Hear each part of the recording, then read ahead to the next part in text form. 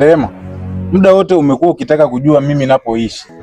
Sasa hapa hivi mimi ndo mazingira yangu na ndo napoishi mimi. Kwa chumba changu kiko pale nini? Hapa hivi ndo utawala. Kwa hata siku nikiumwa nini unakuja unaniangalia fresh. Basi tuingie ndani. Tuingie ndani tena? Hamna, tuishie tu hapa hapa nje. Kwani kuna ubaya gani jamani tukiishi hapa nje? Kwani kuna ubaya gani tukiingia ndani? Wewe si mpenzi wangu? Kwa tukiingia ndani hautanicheka. Sitakucheka. Haya basi tangulia wewe.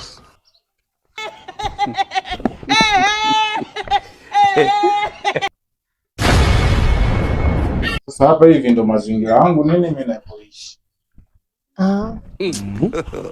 God have mercy upon us. Kumbe unaogopa kwa nitakucheka kwa sababu una kitanda.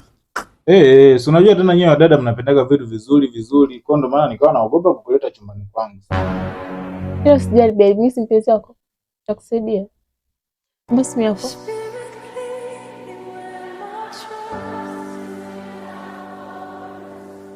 Hello. Kamo.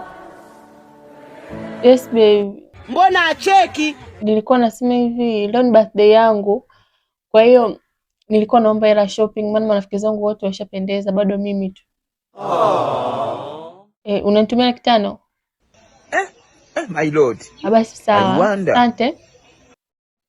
Namba yangu ile ile maana hii nimelazima kwa rafiki yangu.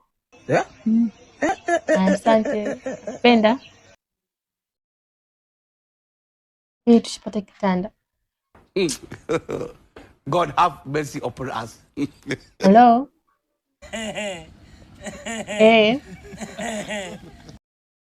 Yani babe, nipo ndani naumwa kinoma yani.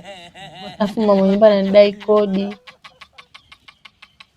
Kodi niisha jana, kwa inabidi ni leo nimpe.